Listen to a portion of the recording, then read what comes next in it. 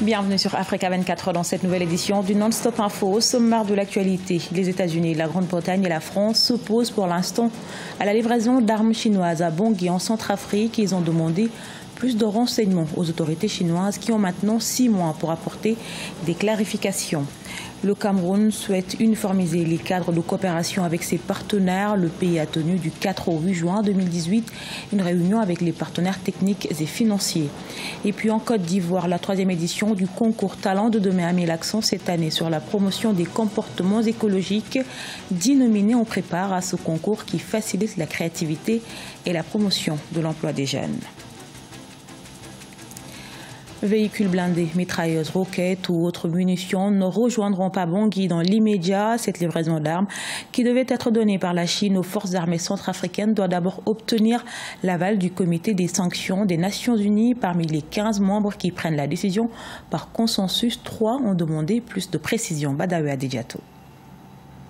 La Centrafrique devra patienter 6 mois, voire 7 mois, pour recevoir des armes de la République populaire de Chine. 3 États membres sur les 15 du Conseil des Nations Unies s'opposent à cette livraison, bien que le gouvernement centrafricain ait formulé une demande d'exemption de l'embargo sur les armes imposé depuis 2013. Les États-Unis, la Grande-Bretagne et la France ont clairement demandé au gouvernement chinois d'apporter des précisions sur les équipements militaires à fournir dans un délai de 6 mois. Toutefois, l'ONU rassure qu'il n'est pas nécessaire de surinterpréter cette réserve occidentale qui est une procédure classique pour ce genre de cas. Les puissances occidentales peuvent penser que cette importation, en dehors d'un programme de réforme du secteur de la sécurité ou d'un programme des institutions internationales, en particulier des Nations Unies ou de l'Union africaine, cette importation d'armes chinoises pourrait aggraver la situation sécuritaire et la guerre civile en Centrafrique. La Chine devrait livrer des véhicules blindés, des mitrailleuses, des roquettes, des pistolets et autres munitions de pointe à la Centrafrique. Cependant, la France et les États-Unis, qui s'opposent à cette livraison, estiment que certains de ces équipements ne sont pas nécessaires car le pays, même plongé dans une crise sociopolitique, ne fait pas face à une menace aérienne. Il peut y avoir aussi une préoccupation pour ces puissances, c'est celle de ne pas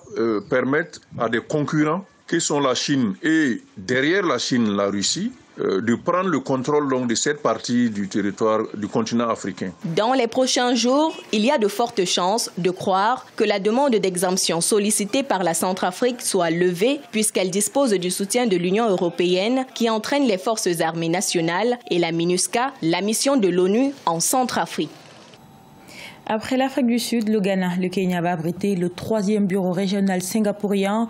Poumon économique de l'Afrique de l'Est, le pays va servir d'ouverture pour l'accroissement des flux commerciaux entre l'État asiatique et la sous-région. Actuellement, plus de 60 entreprises singapouriennes opèrent sur le continent, soit un investissement de 19 milliards de dollars. Nathalie Mo.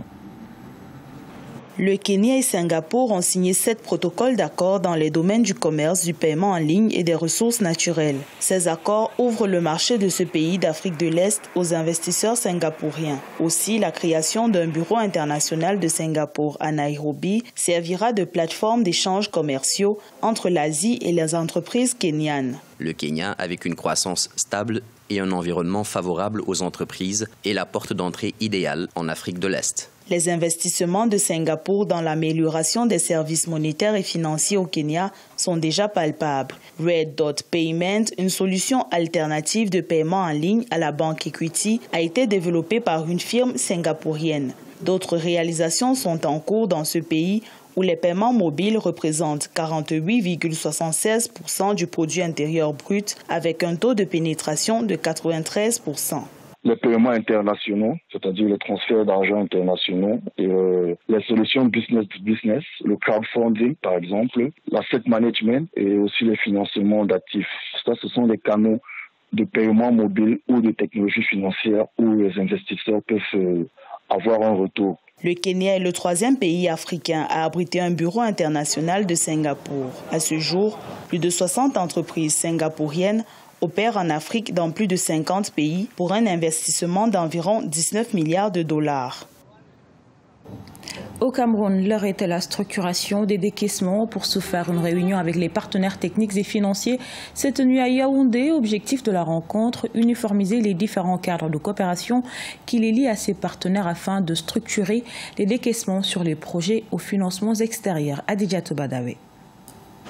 Du 4 au 8 juin 2018 à Yaoundé, les autorités camerounaises en charge des investissements publics ont échangé avec les partenaires techniques et financiers étrangers. Ce que l'on retient de cette rencontre, c'est la volonté du gouvernement camerounais d'uniformiser les différents cadres de coopération qui le lient à ses partenaires afin de structurer les décaissements sur les projets au financement extérieur qui permettront à l'économie nationale d'en tirer le meilleur profit grâce à une utilisation efficace des emprunts contractés. Le gouvernement camerounais pourra ainsi structurer les décaissements sur les projets à financement extérieur avec plus de lisibilité pour les engagements à venir. Aussi, il pourra faire correspondre les calendriers des bailleurs de fonds à celui du gouvernement et, si possible, aligner les procédures de décaissement, les méthodes de décaissement et la gestion financière sur le dispositif national. Si des avantages découlent de cette uniformisation des cadres de coopération, il n'en demeure pas moins que les risques soient envisageables. Au cours des travaux, Isaac Tamba, directeur général de l'économie et de la programmation des investissements publics du ministère de l'économie et de la planification, a souligné que, bien qu'il y ait des avantages potentiels à tirer de cette uniformisation des cadres de coopération, il faut néanmoins que l'État camerounais demeure vigilant. Vouloir mettre tout le monde dans un même chapeau